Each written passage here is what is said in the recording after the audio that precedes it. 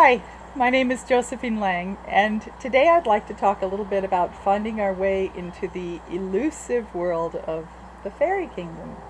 And really what we're talking about here is a branch of the nature spirits. We have, of course, quite a few nature spirits. There are the devas, or the oversouls of areas, like the deva of a mountain or an oversoul of a valley.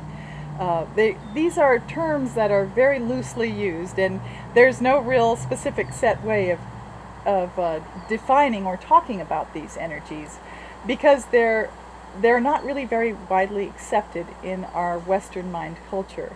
So whatever terminology you'd like to use is fine. And what I would like to focus in today is on connecting with the fairy kingdom. And there are a number of books that have been written about this. One of the most famous ones is quite old. It's called The Real Life of Fairies by Dora Van Gelder.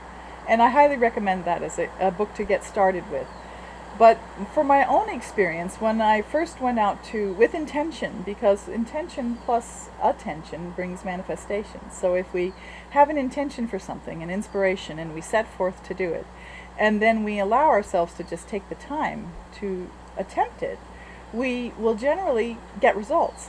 And so, having never seen a fairy myself before, I decided to set about it one day.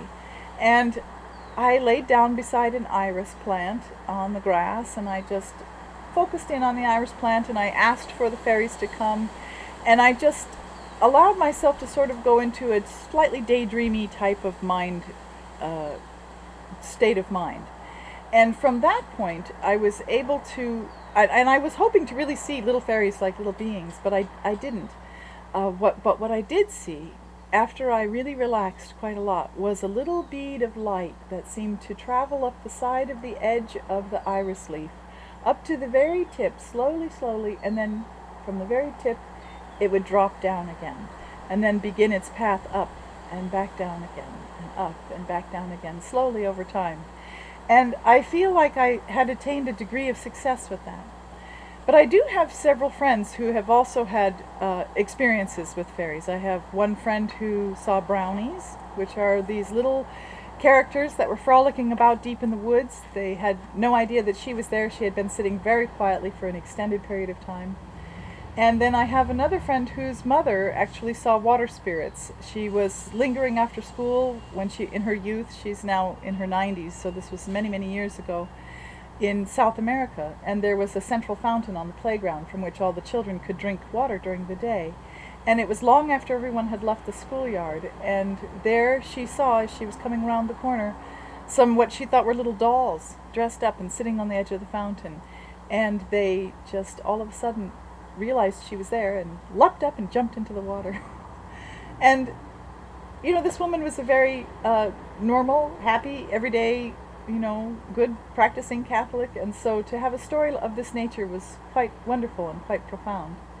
And then I have one more friend who was standing at the edge of a meadow on the Sierras, some ways away from a retreat center where she had been taking a course in healing and body therapy.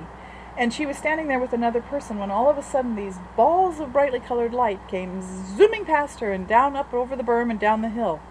And she and her friend were so startled by them that they took a moment to stand and look at each other, and they said, "Did you see what I saw?" "Yes, I saw what you saw."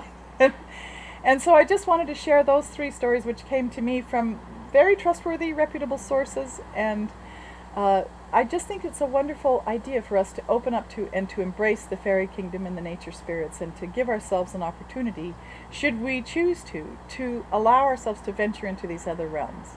So thank you very much for listening, and I hope that you've enjoyed this short video. Bye for now.